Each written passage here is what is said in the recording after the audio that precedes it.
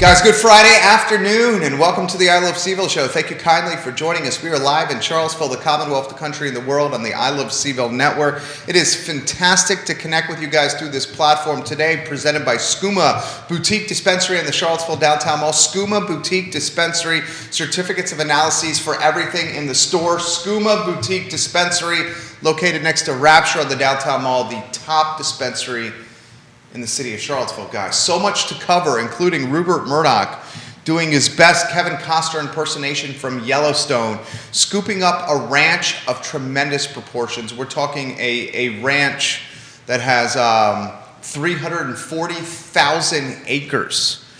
If you're not watching Yellowstone, before I get into topics like UVA's coaching search, the comparison of the coaching search here with the football program to the turmoil in City Hall, before I get into topics like Dr. Carla Williams, the athletic director at UVA, and her influence on this coaching search and whether some of these snags or snafus can be attributed to the athletic director. Before I relay just a fantastic article that was passed on to me from Kevin Higgins, one of the viewers and listeners of the I Love CVille Show. He sent me an article, Kevin Higgins, from Sports Illustrated, just showcasing Tony Elliott and some of the adversity he's gone through. And it really opened up my eyes to what an incredible hire Tony Elliott could be here in Charlottesville. Before I get to all that, I do want to encourage anyone that's watching and listening to this program, and we're live on every social media platform known to mankind. If you guys are not watching Yellowstone, you can catch the first few seasons streaming on Peacock and season 4 Sunday nights on the Paramount Network. If you're not watching Kevin Costner and Yellowstone and this Dutton family, you are missing one of the best TV shows I literally have ever seen. And I don't use terminology like that lightly. Yellowstone is phenomenal. It is phenomenal.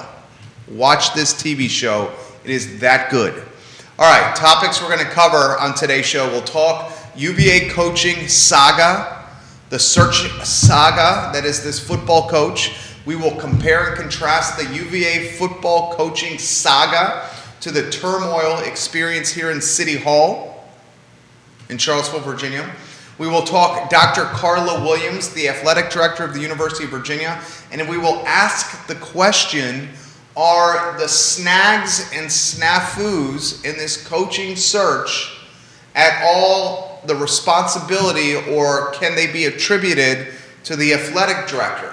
This is the most important hire Carla Williams will make. She has only hired one other coach at UVA in her tenure. And the football coach, in a lot of ways, is the face of the athletic department. I will relay details from a phenomenal Sports Illustrated feature story on Tony Elliott, the Clemson assistant coach that is on a very short list for the UVA job. Tony Elliott, and thank you to Kevin Higgins for sending this to me, has got a very impressive background. Very impressive. Lee Enterprises, another topic we will cover, is the parent company of the Daily Progress. Lee Enterprises owns the Richmond Times-Dispatch, the Roanoke Times, and a number of other periodicals in the Commonwealth. Lee Enterprises yesterday rejected an aggressive bid from a hedge fund to purchase its business and the newspaper that is located on Rio Road here in Charlottesville. I will give my take on why this rejection from Lee Enterprises of Alden Capital is good news for us in the Charlottesville and Central Virginia community. We will also relay to you how Sex and the City, and there's a little bit of a spoiler alert, although it does not really impact the plot line that much, how the Sex and the City reboot on HBO Max, how this reboot is negatively impacting Peloton.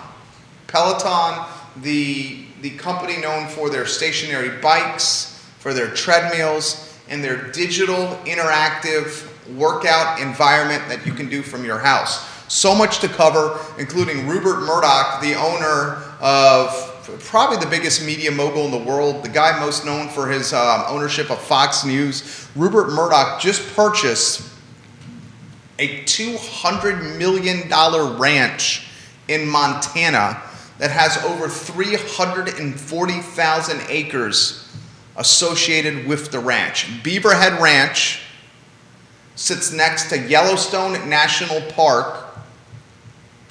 He got it from the Koch brothers, and he spent $200 million on it.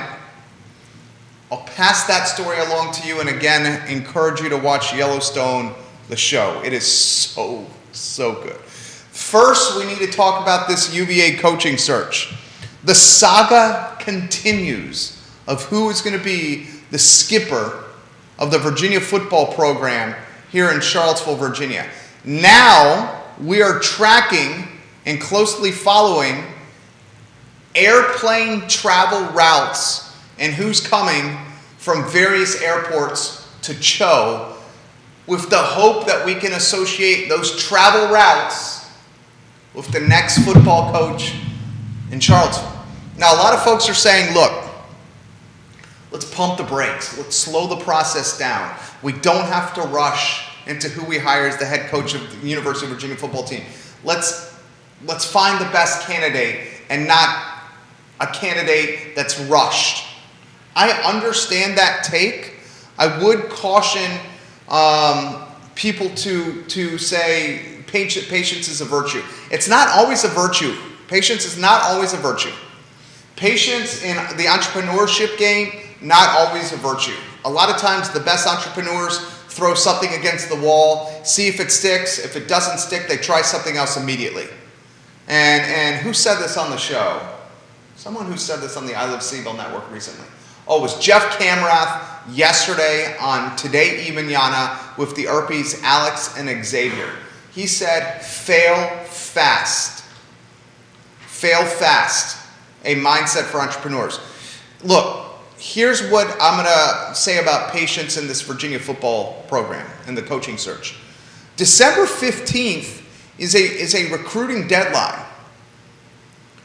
December 15th, a lot of recruits are going to determine where they're going to go play college football. Standout ballers in high school.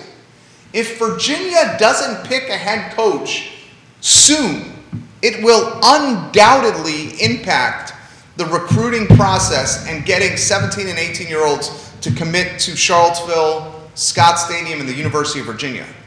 Furthermore, the longer the coaching staff and the head coach is unknown, the more likely we will see our current best players consider transferring from the program. Brennan Armstrong said on Tuesday to David Teal of the Richmond Times-Dispatch, I am considering transferring and I will base my decision on coaching staff moves and which people on my team transfer away from the program. So the longer we have uncertainty with the Virginia football coaching staff and the longer we wait to determine who the head coach is going to be, the collateral damage of this waiting is recruits in high school not committing to this school and current players on the Virginia football team thinking harder and longer about transferring away from the program.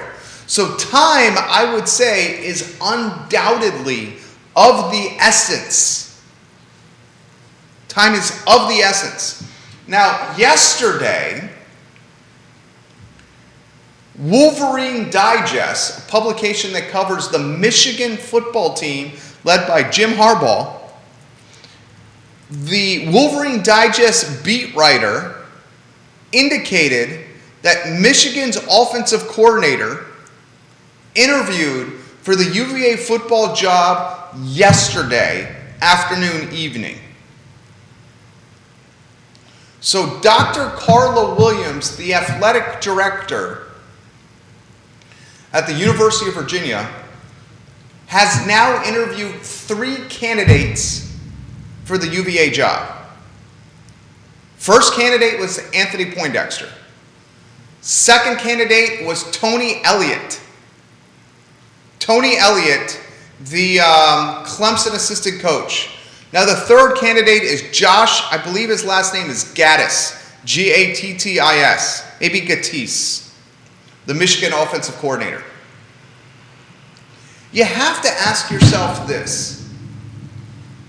This is a fair question to ask. Dr. Carla Williams, the most important hire that she's going to make in her term at the University of Virginia, her tenure, is going to be this head football coach. Tony Bennett's not going to retire anytime soon. Tony Bennett, I believe, and I hope, and I pray, and I knock on wood, is the basketball coach at UVA for decades to come. I would love to see a Dean Smith, Mike Krzyzewski type of situation happen with men's basketball and Tony Bennett at UVA, with him going into his 70s as the head coach. I think Coach Bennett feels real comfortable here. We know he's had opportunities to go to bigger programs. It's looking like this is going to be the end of the road. We hope, we pray, we have our fingers crossed for Tony Bennett here in Charlottesville. We hope he has decades of tenure here as the men's basketball coach. I love Tony Bennett. Knowing that most likely Coach Bennett's going to be here long term, we can then make this statement. Carla Williams, the athletic director of the University of Virginia, the most important hire that she's going to do in her term, her tenure here in Charlottesville, is going to be this head football coach hire. She's interviewed 3 people now that we know of. Poindexter, Elliott, and the Michigan OC. The Poindexter interview was in the bottom of the 9th inning from a hiring standpoint. And then unforeseen circumstances posed a problem. And now Poindexter is staying at Penn State. The Tony Elliott interview with Dr. Williams, multiple interviews, Zoom interview, and then flying to Charlottesville this week. The Tony Elliott interview in the bottom of the 9th inning, unforeseen circumstances, and as Sports Illustrated reported yesterday, quote, air quotes, snags in the Tony Elliott interview process. Now there's a third dude, the Michigan offensive coordinator, that's being interviewed by Dr. Carla Williams. A legitimate question should be asked. Here are a few legitimate questions. What are the snags that are coming or that have posed a problem with Poindexter and Tony Elliott? What are the snags? Another legitimate question is Carla Williams, Dr. Carla Williams, conducting these interviews and these negotiation sessions correctly or strategically? Why in the bottom of the 9th inning, when it's about dotting the I's and crossing the T's, are unforeseen circumstances rearing their ugly heads? Why are they coming out in the bottom of the 9th innings? That's a fair question. Are the unforeseen circumstances or are the snags that are convoluting, disrupting this coaching search, turning it from a search to a saga and soon a soap opera? Are these unforeseen circumstances associated with academic requirements, or are these unforeseen circumstances associated with athletic facilities and infrastructure improvements and the promises to do these improvements to attract recruits? Those are fair questions. The longer the search turns into a saga and perhaps a soap opera, the more we will see high school recruits bypass UVA and commit to other schools. The more we will see current talent on the Virginia roster choose to transfer away from the program. And the longer the search saga soap opera continues, the more competition Virginia will have. As bowl season finishes, and we're now in bowl season, As the bowl season, the postseason gets behind us in college football, more turnover, attrition, pink slips, firing, and resignations will happen. And as more turnover, pink slips, firing, and resignations happen with other coaching staffs in America, then Virginia will have significantly more competition with the talent that's available to fill the head coaching positions and the staffs associated with them. That's why a lot of coaches, that's why a lot of programs, make the decisions mid-season. I hate the mid-season firing or the mid-season resignation. But the value proposition of the mid-season firing or the mid-season resignation is the athletic director, the president, the board of visitors have more time to identify talent and pursue and sign and close deals with that talent and the staff that he wants to bring to the program. It's happening in the middle of the year. You have less competition with openings and other schools looking for it. We can be in agreement that every season there's a level, just like there is in real estate, just like there is in marriage material, just like there is in youth soccer, just like there is in freaking life. Just like there is in freaking life. There's A-level talent. There's A-minus level talent. There's Class B real estate, B talent. There's Class C real estate, or the talent that's right on the cusp of getting cut from the youth soccer team. And Virginia wants to get as close to A++ coaching talent as possible. And the longer it waits, the more competition it will have for that A++ coaching talent. We have to ask ourselves, is Carla Williams doing the negotiations and the interviews correctly? We have to ask, what are the snags and snafus that are keeping Elliott and Poindexter from saying yes to the dress? We got to ask ourselves, are coaches asking for lower academic requirements to help recruiting? And we got to ask ourselves, what impact is the old, antiquated football facilities and infrastructure having on this coaching search saga soap opera? And then, as one of the fantastic viewers and listeners of this program, I'm going to use your initials because I'm not sure if you want me to mention this on air. His initials are JW, one of our viewers and listeners from the beginning of the network. We love you, JW. I sincerely mean that, JW. And it's not Judah Wickower I'm talking here. I call him JW as well. This is another JW. I think you may know who it is. He said, isn't it odd or ironic? Ironic might be a better word. Isn't it ironic that the Virginia coaching search saga soap opera is similar or synonymous or following the same plot lines as Turmoil and City Hall? Let's assess that. It really got me thinking on the think tank this morning. JW, you had me thinking on the think tank this morning, buddy. Bronco Mendenhall unexpectedly resigns after a horrendous loss to Virginia Tech. Bronco Mendenhall, football coach UVA. UVA city manager. Friend of the program, John Blair, resigns as city manager unexpectedly. Love John Blair. John Blair, I effing love you, John Blair. Chip Boyles, resignation, city manager, Charlottesville, unexpected fashion. Mark Woolley, city executive from Pennsylvania, supposed to be the interim city manager, accepts the job. Mark Woolley. And then he unexpectedly resigns before the job even starts. City Council, Charlottesville, struggling to identify a candidate for city manager. City Council, Charlottesville, picks wrong people for city manager position, and now, out of desperation, City Council, Charlottesville, is going to utilize a firm to be the interim city manager as opposed to one person. Desperation. Search. Saga. Soap opera. City manager. Local government. Leadership.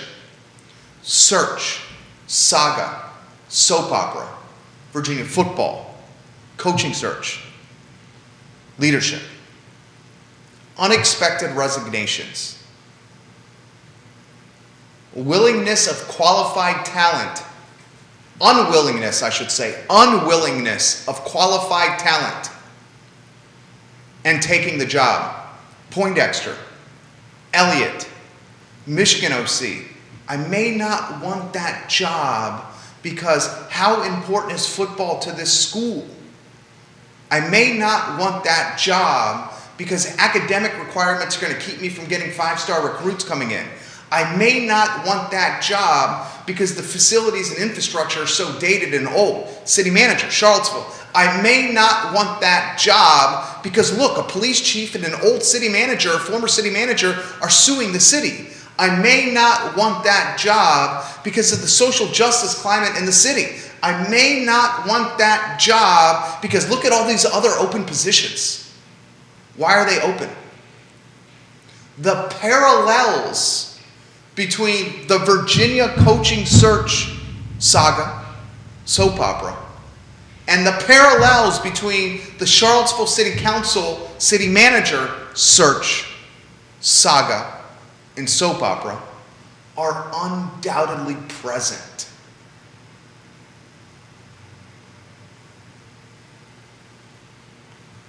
Unexpected resignations at some of the most critically important positions in Charlottesville and Central Virginia. And if someone does not think that the Virginia football head coach job, the Virginia football head coach position is critically important to Central Virginia or is one of the most important positions in Central Virginia, then you're not in touch with reality. What other position in the city of Charlottesville or at what other position in Central Virginia can you name where the individual attracts 50,000 people 6 or 7 days of year to spend their money, to spend the night, to live extravagantly, and to drive our local economy? What other positions in the city of Charlottesville have this kind of influence? If I'm good at my job, I can get 65,000 people to spend their hard-earned income in a town they don't live in, stay in expensive hotels, eat multiple expensive dinners, spend money on items from a retail standpoint, and just drive the economy. What other job in Central Virginia has the influence of attracting 60,000 people into a stadium during a pandemic to watch a football game? Football coach is one of the most important jobs in Central Virginia. And you hear me say that and you're like, come on, it's just a game. Just a game that drives the damn economy. Just a game that is arguably one of the most important weekends for just about any business in the community. Just a game that business owners rely on to keep their businesses in the black and not in the red. City manager might have a $200+ million city budget at their disposal. Football coach, same kind of responsibility. The parallels are present between the search, the saga, the soap opera. That is the city manager's process and the football coach process. Thank you, JW, for bringing that to my attention. Comments, questions, concern, put them in the feed, live on every social media platform possible, streaming to your cars and to your earbuds on Spotify, iTunes, and Apple Podcasts, coming to your televisions at home as you sit in your plush leather couches with a latte in your hand, watching the I Love CVille show on your big screen in your living rooms. Rosemary Postel, Que Pasa Chica, Vanessa Parkhill, welcome to the program. Vanessa Parkhill, we love you.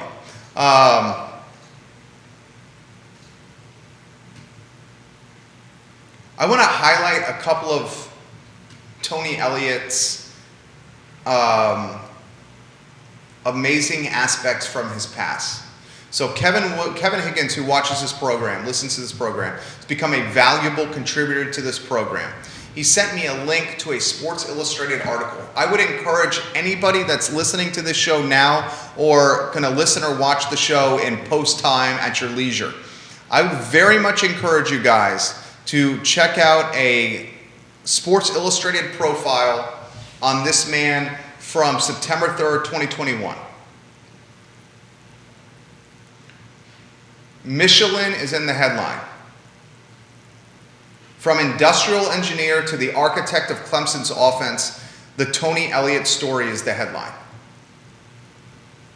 Here are a couple of highlight points. Tony Elliott's father, from a very early age for Tony Elliott, was in and out of the slammer. In and out of prison. Didn't have a great relationship with his dad. His dad was in and out of prison. Tony Elliott and his mom and a sibling, homeless, living on the streets of Los Angeles.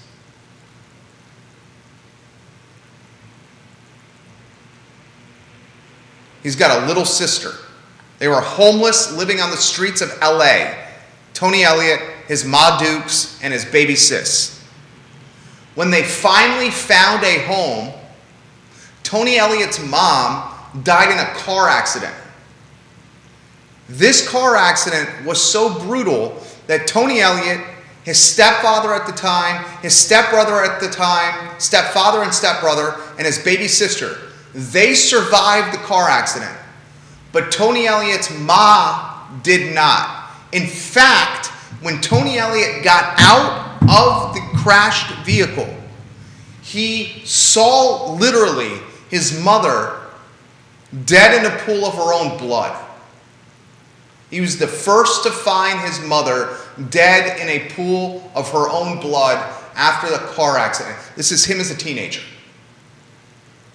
So you got a kid who, as a teenager, had a father that was in and out of the slammer. You had a kid, through his youth and early teenage years, experienced homelessness on the streets of Los Angeles with his baby sis and his Ma Dukes. You had a kid who, as a teenager, as consistency was coming to his life, meaning he had a house, his mom found a step-husband that she loved, he gets in a car accident, and he's the first to see his mom die in a pool of her own blood after this car accident. Tony Elliott, despite all this adversity, finds his way to Clemson and Death Valley, where he's a walk-on, not a scholarship player, a walk-on, where he personally paid his way through college. Not scholarship, he paid his way through college. A walk-on receiver as a freshman who eventually climbed the totem pole to team captain as a senior. Walk-on at Clemson as a freshman, paying his way through college as a non-scholarship player, personally himself, finishes his career as a team captain at wide receiver. It gets better. Tony Elliott, an industrial engineer, so this guy's taken a serious curriculum at Clemson as a walk-on. Not only is this dude paying his way through college, Tony Elliott, while in college, not only is this dude a walk-on who goes from a forgotten scout team player to team captain by his senior year, but this dude is also studying industrial engineering, not a bogus, easy academic path for a man who has jobs in college to pay for his tuition, room and board, for a man who's on the football team and has ascended from scout team no name to team captain by his senior year. But dude's also taken an industrial engineering academic track. He finishes school at Clemson with a 3.55 grade point average in industrial engineering. Dude, this guy is a winner. Leaves college and starts as an industrial engineer for a Michelin tire plant.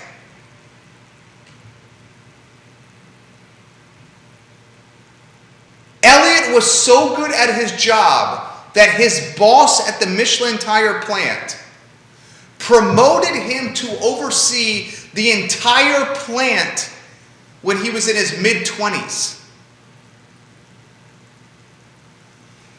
He has 60-plus-year-old men and women reporting to him who is in his mid-20s.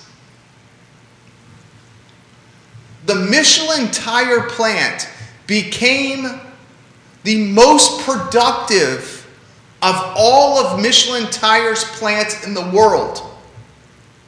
And they attribute it to Tony Elliott. So here we got a guy whose father was in and out of the slammer. Here we got a guy who lived on the streets of Los Angeles with his Ma Dukes and his sister homeless as a kid. Here we got a guy who went through the emotional turmoil and the incredible adversity of getting in a car accident, clawing and climbing your way out of a wrecked vehicle, and seeing your mother dead in a pool of her own blood after she was ejected from the vehicle. He's the first to see her. Here we got a guy that was a walk-on a football team as a freshman, who had no scholarship and had to pay his way, pay his own tuition, and cover his own room and board himself. Here we got a guy that went from walk-on as a freshman to team captain as a senior. Here we got a guy that maintained jobs in college, was able to climb to team captain by senior year while studying industrial engineering. Here we got a guy who finished college with a 3.55 GPA in a brutal curriculum track in industrial engineering. Here we got a guy that took a job at a Michelin plant and by his mid-20s was the top dog at the Michelin plant with 60-year-olds reporting to him. Here we got a guy who made the plant so productive it was the best producing Michelin plant of anyone they've ever had, and Michelin's leadership says it's because of this dude, Tony Elliott, this 20-something whiz kid. Here we got a guy that has literally turned down open coaching positions like the Tennessee Volunteer Program.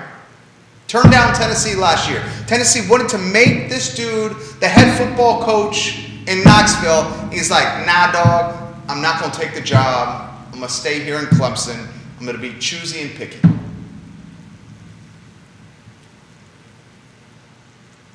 This dude is Superman. This dude is the real deal. I very much encourage you guys to read the Sports Illustrated piece on Tony Elliott. It is phenomenal. And I want to thank Kevin Higgins for sending it to me. The title is From Industrial Engineer to the Architect of Clemson's Offense, the Tony Elliott Story. Read the story. It is fantastic. All right, a couple other items out of the notebook here on a Friday. Lee Enterprises is the parent company of the Daily Progress. Lee Enterprises also owns the Richmond Times-Dispatch. Lee Enterprises owns the Roanoke Times. They own a ton of newspapers. Lee Enterprises yesterday morning rejected an unsolicited offer from Alden Global Capital, a hedge fund, to purchase Lee Enterprises for $24 a share in cash. Lee said, nah, no way, Jose. Hit the road, Jack. Get away from us. Alden Global Capital owns 6% of Lee Enterprises. And in aggressive fashion, the hedge fund, who is notorious for firing reporters, seasoned vets especially that make the most money, and trimming fat off payrolls and fat off business models, and forcing newspapers to operate with skeleton staffs. Lee Enterprises said, we don't want you, Olin Capital. We're rejecting your offer. Why does this matter to you? Well, the paper of record in Charlottesville is the Daily Progress. And the importance of papering a trail through a newspaper of record should not be underestimated.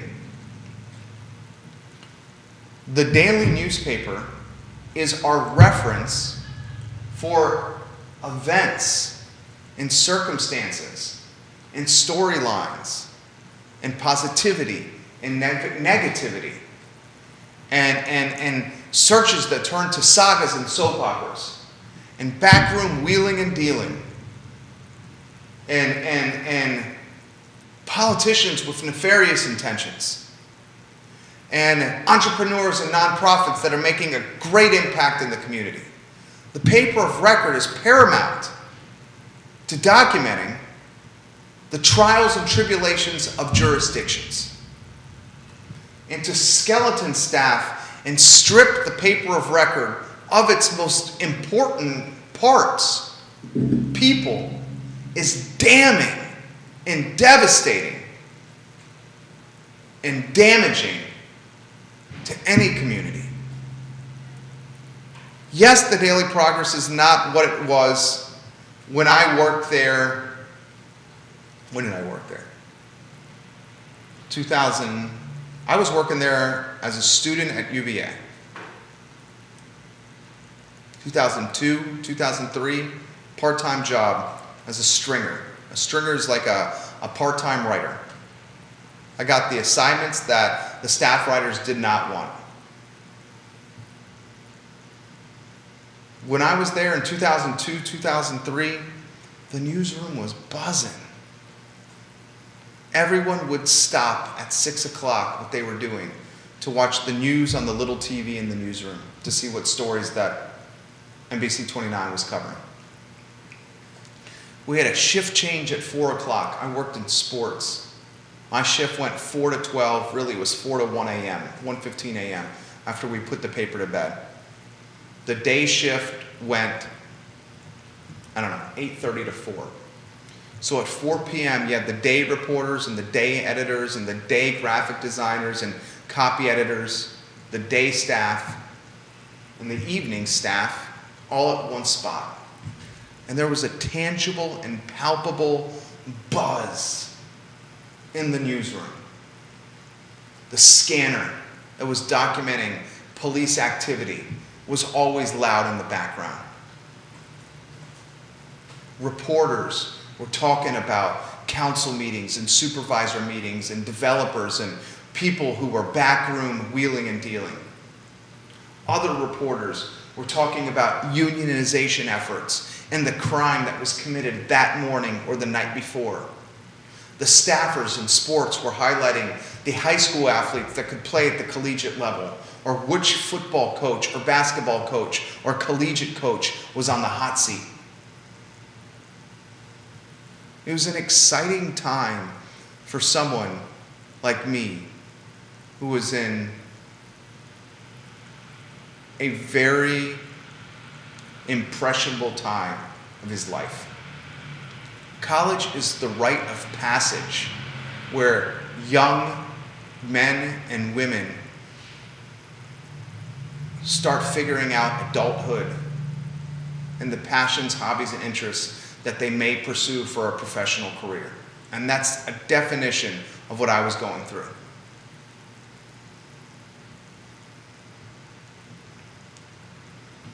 We should not devalue or underestimate the importance of a daily paper.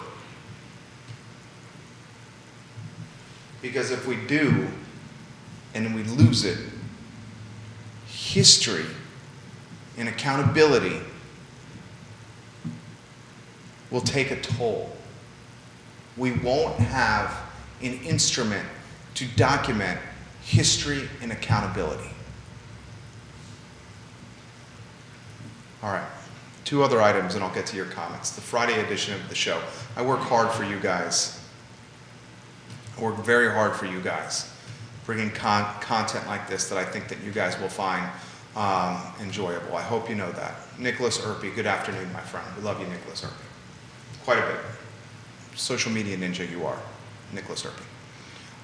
William Clark, thank you for sharing the show. I'm very grateful for your interactions, William Clark, and for sharing. Rupert Murdoch has purchased a 340,000 acre ranch in Montana. He paid $200 million to purchase a working cattle ranch owned by a subsidiary of the Koch brothers. Rupert Murdoch is a media mogul. He owns Fox News and a number of publications. He and his wife, who interestingly, his wife is named Jerry, J-E-R-R-Y, spelled like how I spell my name, dropped $200 million to buy a massive Montana working cattle ranch that has 340,000 acres and 25 homes associated with it. How many acres is Rhode Island? So in the show Yellowstone, and I encourage everyone watching the show to watch Yellowstone with Kevin Costner. The show Yellowstone, the lead character, Kevin Costner, owns a ranch that is larger than the state of Rhode Island. The Yellowstone Dutton Ranch is so large in the show Yellowstone, it is comprised of more acreage than the state of Rhode Island has. Rupert Murdoch just purchased a 340,000 acre ranch by Yellowstone National Park, valued at $200 million.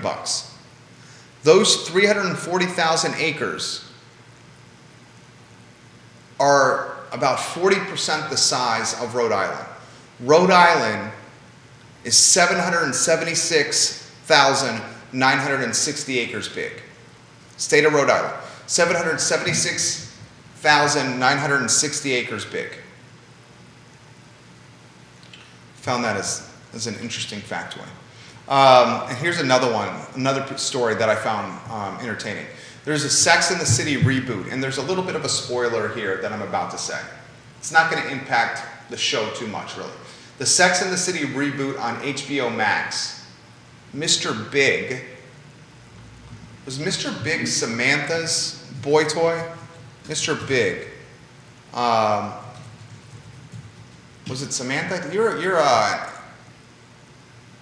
aficionado with Sex and the City. Are you not, Judah? Never watched an episode. Or is it Carrie Bradshaw's? Was Mr. Big? I don't watch much Sex and the City either.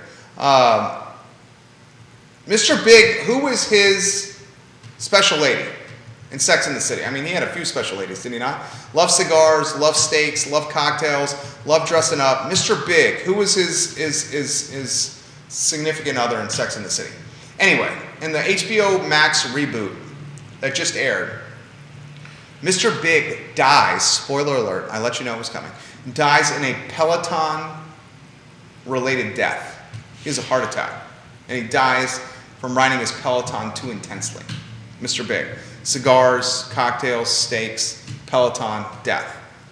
As a result of how the Sex and the City reboot portrayed Peloton through Mr. Big's death, the Peloton stock dropped significantly to a 52-week low today of $38.20 a share.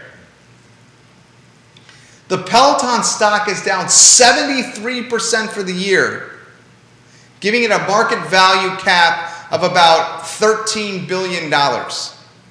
So in 2020, Peloton was the quarantine, COVID, pandemic stock darling.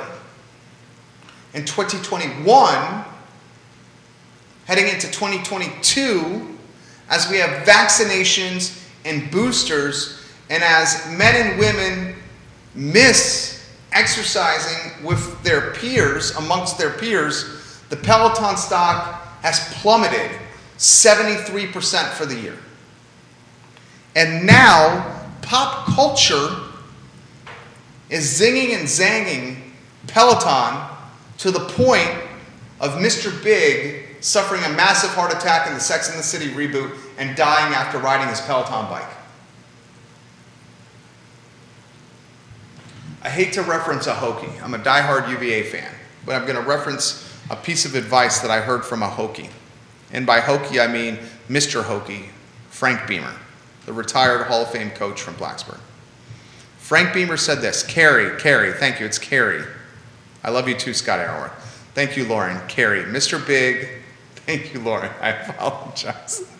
Mr. Big's better half in Sex and the City was Carrie Bradshaw. Thank you. Thank you. Carrie Bradshaw, and not Samantha, Carrie Bradshaw. Frank Beamer once, I was covering a UVA Virginia Tech game, and he said this to a flock, a gaggle, a pack of reporters that I was in. I was amongst this gaggle of reporters. And Frank Beamer said this, it's never as good.